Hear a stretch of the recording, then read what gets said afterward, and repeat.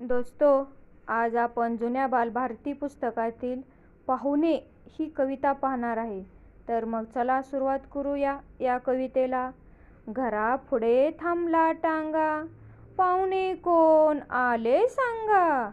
काकानी काकी, मामानी मावशी, सगळेच आले एकाच दिवशी. एवढे पाहुणे कशासाठी? अहो, बाळाच्या बारशासाठी. घरापुढे थांबला टांगा, आणखी कोण आले सांगा. एक विदूषक, एक ससा, दोन पऱ्या खऱ्या खुऱ्या. एवढे पाहुणे कशासाठी? अहो, बाळाशी खेळण्यासाठी. दोस्तों, अशाच जुन्या बालभारती पुस्तकातील कविता ऐकण्यासाठी आमच्या चॅनलला नक्कीच सबस्क्राईब, लाईक अँड शेअर करा. धन्यवाद.